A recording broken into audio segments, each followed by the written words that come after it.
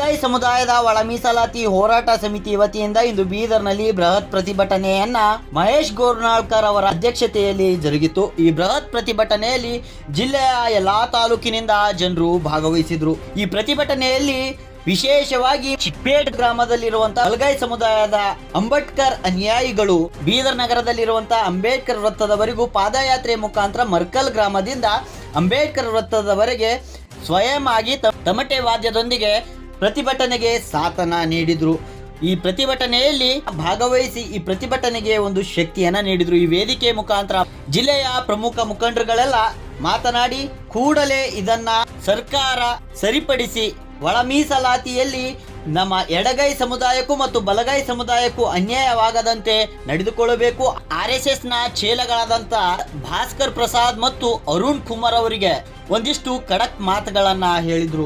ನೀವು ಒಡೆದಾಳುವ ನೀತಿಯನ್ನ ಮಾಡ್ತಾ ಇದ್ದೀರಿ, ನಮ್ಮಲ್ಲೇ ನೀವು ಜಗಳ ಹಚ್ಚುವ ಕೆಲಸವನ್ನ ಮಾಡ್ತಾ ಇದ್ದೀರಿ, ಅಣ್ಣ ತಮ್ಮರಲ್ಲೇ ಭಿನ್ನವನ್ನ ಮಾಡುವ ಕೆಲಸವನ್ನ ಮಾಡ್ತಾ ಇದ್ದೀರಿ, ಇದಕ್ಕೆ ನಿಮಗೆ ತಕ್ಕ ಉತ್ತರವನ್ನ ನೀಡ್ತೇವೆ ಎನ್ನುವ ಮಾತುಗಳನ್ನ ಹೇಳಿದ್ರು.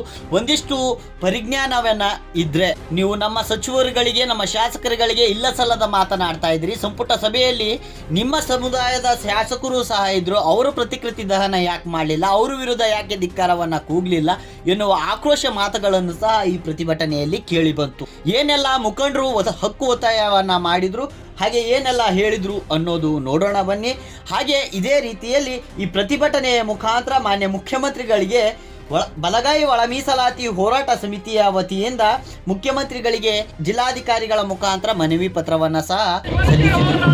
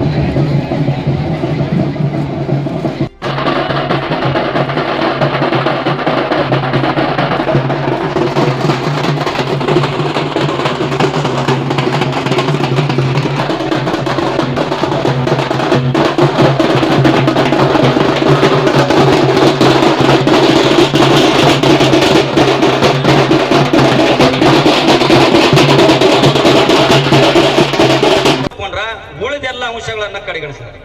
ಆ ಬಿಂದು ಒಂದು ಏನು ಕೊಡ್ತದ, ಆ 1 ನಂಬರ್ ಬಿಂದು ಬಂದದಾಗ ಮಾದಿಗ ಸಮುದಾಯಕ್ಕೆ ಸಂಬಂಧಿತ ಜಾತಿ ಹೋಯ್ತದ. 2ನೇ ಬಿಂದು ಬೇಕು, ಅದು ಎಷ್ಟು ಬರ್ತಂದ್ರ ನಮಗೆ 9ಕ್ಕೆ ಬರ್ತದೆ ಹೊಲಿಯ ಸಂಬಂಧಿತ ಜಾತಿ. 3ನೇ ಬಿಂದು ST ಕೊಟ್ಟಿದ್ದಾರೆ. ಸುಮಾರು ST ಜನಾಂಕ 50 ಪೋಸ್ಟ್ ಮಾಡಿದ್ರೆ 10 ಪೋಸ್ಟ್ ಹೋಯ್ತಾವ. ಅವ್ರ ರಿಸರ್ವೇಶನ್ ಪ್ರಕಾರ ಅಲ್ಲ ಇದು. ನಮ್ಮ ರಿಸರ್ವೇಶನ್ ಏನು ಹಿಂದಿಂದಿತ್ತು 15% ಈಗ ಮಾಡ್ತಿ ಅಂತಾರ. ಈ 15% ಮಾಡಕ್ಕೆ ಏನಂದ್ರ ಈಗೊತ್ತ ಏನು ಗವರ್ನರ್ ಬಲ್ಲಿ ಏನು 17+7 ಹಾಕಿ ಕಳಿಸಿರು 56 ರಿಸರ್ವೇಶನ್ ಇದು ಮಾಡಕ್ಕೆ ಬರೋದು.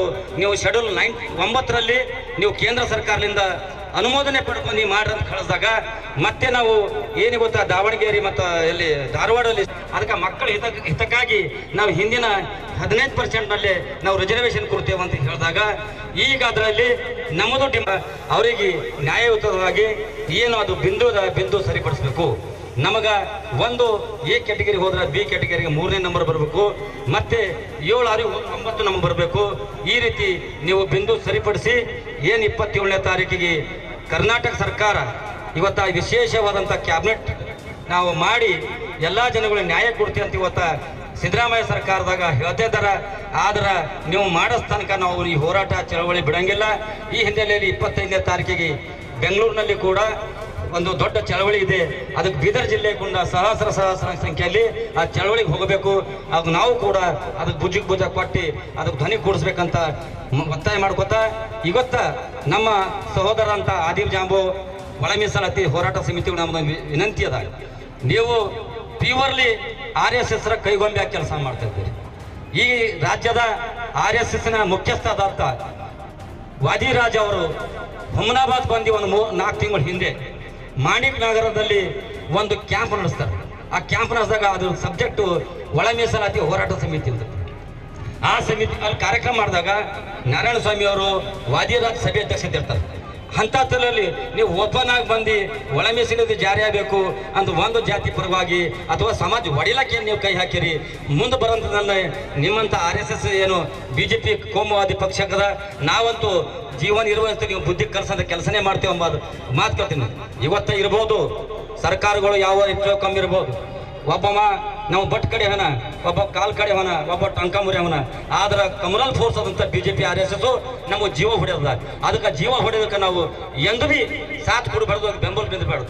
ನಮ್ಮ ಕಷ್ಟಗಳು ಬಂದಾಗ ಇನ್ನೂ ಜಗಳ ಮಾಡೋಣ, ನಾವು ಕುಂತು ಮಾತಾಡೋಣ, ಸರಿಪಡಿಸ್ಕೊಳ್ಳೋಣ. ಇನ್ನೂ 10 ಸರ್ತಿ ಆಗಲಿ 100 ಸರ್ತಿ ಆಗಲಿ ನಾವು ಒಬ್ಬರೊಬ್ಬರು ಕುಂತು ಮಾತಾಡೋಣ. ಈ ಒಂದು ಹೋರಾಟದಲ್ಲಿ ಇವತ್ತೇನು ಬಂದಿರಿ ನಿಮ್ಮೆಲ್ಲರಿಗೆ ನಾನು ಇಂಥ ಬಿಸಿಲೆದ್ರು ಕುಂತ ನಿಂತಿರಿ ಅಭಿನಂದಿಸ್ತೀನಿ. ನಾನು ಮಾತಾಡಕ್ಕೆ ಅವಕಾಶ ಕೊಟ್ಟ ಸ್ವತಃ ಇತಿಹಾಸ ಬಲಗೈ ಸಮಾಜ ಮಾಡಲಿಕ್ಕೆ ಹೋಗ್ತಾ ಇದೆ, ನೀವೆಲ್ಲರೂ ಸಾಕ್ಷಿ ಆಗ್ತಿದೆ ಬಂಧುಗಳೇ. ಹಾಗಾಗಿ ನಾನು ಇವತ್ತು ಆಳುವ ಸರ್ಕಾರದಲ್ಲಿ ಇರ್ತಕ್ಕಂತಹ ಈಗಾಗಲೇ ನಮ್ಮ AR ಕೃಷ್ಣಮೂರ್ತಿ ಏನ್ ನಮ್ಮ MLA ಇವತ್ತು ಬಿ ರಾಜಯ್ಯನವರ ಮಗನವರು ಮುಖಾಂತರ ಒಂದು ಹೇಳಿಕೆಯನ್ನ ಈಗಾಗಲೇ ಬಿಡುಗಡೆಯಾಗಿದೆ. 27ನೇ ತಾರೀಕಿನ ಒಳಗೆ ಬಲಗೈ ಸಂಬಂಧಿತ ಜಾತಿಗಳಿಗೆ ಏನಾದ್ರೂ ಅನ್ಯಾಯ ಆದರೆ ಇವತ್ತು ಮಲ್ಲಿಕಾರ್ಜುನ್ ಖರ್ಗೆ ಅವ್ರ ಮಗ ಆಗಂತ ಪ್ರಿಯಾಂಕ್ ಖರ್ಗೆ, ಡಾಕ್ಟರ್ ಪರಮೇಶ್ವರ್, HC ಮಹದೇವಪ್ಪ ಮತ್ತು ಎಲ್ಲಾ ಶಾಸಕರು ರಾಜೀನಾಮೆ ಕೊಳ್ಳಕ್ಷಿತರಿದ್ದಾರೆ ಬಂಧುಗಳೇ. ಅದಕ್ಕಾಗಿ ಯಾಕೆ ಓಟ್ ಕೊಟ್ರು ಬಿ ಯಾಕೆ ನಿಮಗದು ಅನ್ಯಾಯ ಮಾಡ್ಲತ್ತದ ಈ ವಿಚಾರ ಯಾರು ಮಾಡಲ್ಲ.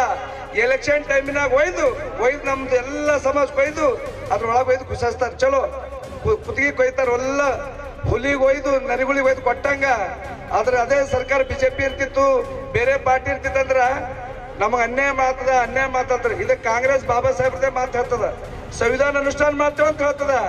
ಆದ್ರೆ ಇವತ್ತ ಸಿದ್ದರಾಮಯ್ಯ ಅವರು ದಲಿತ CM ತಪ್ಪಿಸ್ಲಕ್ಕ ಈಟೆಲ್ಲ ನಾಟಕ ಮಾಡತ್ತಾರ. ಇದು ಅರ್ಥ ಮಾಡ್ಕೋಬೇಕಂತ ಹೇಳಿ ನಿಮ್ಗೆ ಹೇಳ ಇಷ್ಟಪಡ್ತಾ ಇದ್ದೀನಿ. ನೀವು ಆಳುವ ವರ್ಗ ಆಗ್ಬಾರ್ದು, ನೀವು ಭಿಕ್ಷೆ ಬೇಡುವ ವರ್ಗ ಆಗ್ಬೇಕು. ದಿನ ಪ್ರತಿ ಕ್ಷಣ ಒಂದಿಲ್ಲ ಒಂದು ಸಮಸ್ಯೆಗಳು ನಮ್ಮ ಸಮುದಾಯಕ್ಕೆ ಬರ್ತಾವ. ಮತ್ತೆ ಎಲ್ಲ ಫೇಸ್ ಮಾಡ್ಕೋತ್ ಮತ್ತೆ ಎಲೆಕ್ಷನ್ ಬಂದಾಗ ಎಲ್ಲ ಮರಿತೇವ್. ಮತ್ತೆ ಯಾರನ್ನ ಅನ್ಯಾಯ ಮಾಡ್ರೆ ಅವರಿಗೆ ಓಟ್ ಹಾಕ್ತೇವೆ. ಆದ್ರೆ ಇವತ್ತು ಈ ಹೋರಾಟಗಳು ಮಾಡಬೇಕಾದ್ರೆ ಎಷ್ಟು ಅನ್ಯಾಯಗಳು ಎಷ್ಟು ನೋವುಗಳು ಅವನ್ನ ತಿಳ್ಕೋಬೇಕು. ಇವತ್ತೆಲ್ಲರಿಗೂ ಗೊತ್ತದ, ಸಮಾಜಕ್ಕೆ ನಮ್ಮ ಮಕ್ಕಳಿಗೆ ಇದಕ್ಕಿಂತ ದೊಡ್ಡ ಗಂಡಾಂತರ ಯಾವುದು ಬರಲ್ಲ. ಆದ್ರೆ ಇವತ್ತೆಲ್ಲರೂ ತಮ್ಮ ಮನ್ಯಾಗ ಆರಾಮಾಗಿ ನಿದ್ದೆ ಮಾಡ್ತಾ ಇದೀವಿ. ಚಾಲೆಂಜು ಖಾಲಿ ಭಾಷಣದಾಗ ಮಾಡ್ತಾ ಇದೀವಿ, ಕೆಲಸ ಮಾತ್ರ ನಮ್ದು ಸೊನ್ನೆ. ಕೆಲಸ ಯಾರು ಮಾಡ್ತಾ ಇಲ್ಲ. ಇವತ್ತು ಚಿಕ್ಕಪೇಟೆ ತಾಯಂದ್ರಿಗೆ ಜೋರಾದ ಚಪ್ಪಾಳೆ ತಟ್ಟಬೇಕು. ಅವ್ರು ಸ್ವತಃ ಊರಿಗೂರು ನಡ್ಕೊತ ತಮಟೆ ಬಾರಿಸ್ಕೊಂಡು 20 ತಮಟೆಗಳು ತಗೊಂಡ್ಬಂದಾರ. ಬೀದರ್ ದಕ್ಷಿಣದವ್ರು ಮೀಟಿಂಗ್ ಮಾಡ್ತಾರ, ಬಾಲ್ಕಿದವ್ರು ಮೀಟಿಂಗ್ ಮಾಡ್ತಾರ, ಬಸವ ಕಲ್ಯಾಣದವ್ರು ಮೀಟಿಂಗ್ ಮಾಡ್ತಾರ. ನಮ್ ಬೀದರ್ ನಗರದವರು 1-2 ಲಕ್ಷ ಮಂದಿ ನಾವೇ ಇದ್ದೇವೆ. ಹುಮನಾಬಾದವ್ರು ಬಂದಾರ, ಬಸವ ಕಲ್ಯಾಣದವ್ರು ಬಂದಾರ. ಇವತ್ತು ಬಾಲ್ಕಿದಾಗ ಮಾದರಿ ಕಾರ್ಯಕ್ರಮ ಆಗ್ತದ, ಹುಮನಾಬಾದಾಗ ಮಾದರಿ ಕಾರ್ಯಕ್ರಮ ಆಗ್ತದ. ನಮ್ಮವ್ರೆ ಅಣ್ಣ ತಮ್ಮರು ಮೆಸೇಜ್ ಮಾಡಿ ಎಲ್ಲಾ ಕಾರ್ಯಕ್ರಮ ಮಾಡಿ ಮುಗಿಸಿದ, ಏನು ಜರೂರತ್ತಿಲ್ಲ ಅಂತ ಹೇಳ್ತಾರ. ಅರೇ ತಂದಿ, ಇವತ್ತಿನ್ನ ಅನ್ಯಾಯ ಆಗಲ್ಲ ನಮ್ಗೆಲ್ಲ, ಇನ್ನ ಬಗೆಹರಿದಿಲ್ಲ. ಒಂದ್ ವೇಳೆ ನಮಗ್ ನ್ಯಾಯ ಸಿಗಲ್ಲ ಹೋಯ್ತಂದ್ರ ಏನು ಬಾಬಾ ಸಾಹೇಬ್ರಿಗೆ ಜೀವಂತಿದ್ದಾಗ ಅನ್ಯಾಯ ಮಾಡೋದ ಕಾಂಗ್ರೆಸ್ ಪಾರ್ಟಿಗೆ ಈ ಖಾಲಿ ನಿನಗೆ ಪಾಠ ಕಲಿಸ್ತೇವೆ ಅನ್ನೋದು ಮರೆತು ಬಿಡ್ತೇವೆ ನಾವು. ನೀವ್ ಒಂದ್ ವೇಳೆ ನಮಗ್ ಅನ್ಯಾಯ ಮಾಡಿದಂದ್ರ BJP ಕಾಂಗ್ರೆಸ್ಗಳಿಗೆ ಮಾಯ ಮಾಡ್ತೇವೆ ಅಂತ ಯಾವಾಗ ಶಪಥ ತಗೊಂಡ್ರಿ, ಅಲ್ಲಿ ತನ್ನ ನಮಗೆ ನ್ಯಾಯ ಸಿಗಲ್ಲ. 32 ಏನು ಹುದ್ದೆಗಳನ್ನು ಕರೆದಾರ. ಹಳೆ ಮೀಸಲಾತಿ ಪದ್ಧತಿಯಲ್ಲೇ ಇದು ಮುಂದುವರಿಸದಂತ ಹೇಳಿದಾರ. ಹಾಗಾಗಿ ಇದಕ್ಕೆ ನಮ್ಮ ಎಡಗೈ ಅಂದರೆ ಅಣ್ಣ ತಮ್ಮ ಅವ್ರ ಬಗ್ಗೆ ನಮಗೆ ದ್ವೇಷ ಇಲ್ಲ. ನಮ್ಮ ಜನಪ್ರತಿನಿಧಿಗಳಾದವರು MLA MP ಆದರೂ ಇದ್ರ ಬಗ್ಗೆ ಧ್ವನಿ ಎತ್ತಬೇಕು. ಇದೊಂದು ದೊಡ್ಡ ಷಡ್ಯಂತ್ರ, RSSನವರ ಇದೊಂದು ದೊಡ್ಡ ಷಡ್ಯಂತ್ರ. ಹಿಂದೆ ಬ್ರಿಟಿಷರು 200 ವರ್ಷ ಡಿವೈಡ್ ಅಂಡ್ ರೂಲ್ ಪಾಲಿಸಿ ಮಾಡಿ ನಮ್ಮನ್ನು ಆಳ್ವಿಕೆ ಮಾಡಿದರು. ಇದು ಮೀಸಲಾತಿ ಎಂಬುದೇ ಒಳ ಮೀಸಲಾತಿ ಎಂಬುದೇ ಬೇಕಾಗಿಲ್ಲ. ಯಾರು ಹೈ ಪರ್ಸೆಂಟೇಜ್ ಇತ್ತು ABCD 100ರಿಂದ 100 ಬಿಂದುವರೆಗೆ ಅಂದ್ರೆ 14 ಪೋಸ್ಟ್ಗಳು ಏನಿರ್ತಾವ, 1ನೇ ಬಿಂದು 2ನೇ ಬಿಂದು ಅದ್ರ ಹೊಸೂರು ಪದ್ಧತಿಯಲ್ಲಿ ಆಯ್ಕೆ ಆಯ್ತಾರ, ದಟ್ ಇಸ್ ಕರೆಕ್ಟ್. ಈಗೇನ್ ಮಾಡಿದಾರ, ಪ್ರವರ್ಗ ABC ಏನ್ ಮಾಡಿದಾರ, ಇದು ಖಡಾಖಂಡಿತವಾಗಿ ಇದು ನಮ್ಮ ಒಂದು ಸಮುದಾಯಕ್ಕೆ ಮಾಡಿರುವ ದೊಡ್ಡ ಅನ್ಯಾಯ. ಹಾಗಾಗಿ ಕೂಡಲೇ ಸರ್ಕಾರ ಎಚ್ಚೆತ್ತುಕೊಂಡು ನಮ್ಮ ಬಲಗೈ ಸಮುದಾಯದ ಸಚಿವರು 4 ಜನ ಸಚಿವರಿದ್ದಾರೆ, ಆಮೇಲೆ MLAಗಳು ಅವರು ಕೂಡ ಇದ್ರ ಬಗ್ಗೆ ಸದನದಲ್ಲಿ ಧ್ವನಿ ಎತ್ತಬೇಕು. ಯಾಕಂದ್ರೆ ಅದು ಧ್ವನಿ ಎತ್ತುವಂತ ಕೆಲಸ ಆಗ್ತಲ್ಲ. ಹಾಗಾಗಿ ನಮ್ಮ SC ಮಹದೇವಪ್ಪರು ಇದು ಹಳೆ ಮೀಸಲಾತಿ ಪದ್ಧತಿಯಲ್ಲಿ ಈಗಾಗಲೇ 2.5 ವರ್ಷ ಕಳೆದೋಯ್ತು. ಅಂದ್ರೆ ಕೆಲವೊಬ್ರು ಏಜ್ನಲ್ಲಿ ಕೂಡ ಏರುಪೇರು ಆಯ್ತದೆ, ಅವ್ರಿಗೆ ನೌಕರಿ ಆಗಲ್ಲ. ಅದೆಲ್ಲ ದೃಷ್ಟಿಕೋನದಲ್ಲಿ ಇಟ್ಕೊಂಡು ಹಳೆ ಮೀಸಲಾತಿ ಪದ್ಧತಿಯಲ್ಲಿ ಅವರಿಗೆ ಸಡಿಲಿಕೆ ಕೊಡಬೇಕಂತ ಹೇಳೋದ್ರ ಮುಖಾಂತರ ಕೂಡಲೇ ಇದು ಸರಿಪಡಿಸಿ ಎಲ್ಲಾ ಶೋಷಿತ ವರ್ಗದ ಸಮುದಾಯಗಳಿಗೆ ಸಾಮಾಜಿಕ ನ್ಯಾಯ ಸಿಗಬೇಕೆಂಬುದೇ ನಮ್ದೊಂದು ಕರಿಪಲ್ಲೆ ಎಂದು ಹೇಳುತ್ತಾ ನನ್ನ 2 ಮಾತುಗಳು. ನೀವಿನ್ನೂ ನಮ್ಮ ಚಾನಲ್ನ ಸಬ್ಸ್ಕ್ರೈಬ್ ಮಾಡ್ಕೊಂಡಿಲ್ಲ ಅಂದರೆ ಕೂಡಲೇ ಸಬ್ಸ್ಕ್ರೈಬ್ ಮಾಡಿ, ಲೈಕ್ ಮಾಡಿ, ಬೆಲ್ ಬಟನ್ ಒತ್ತಿ.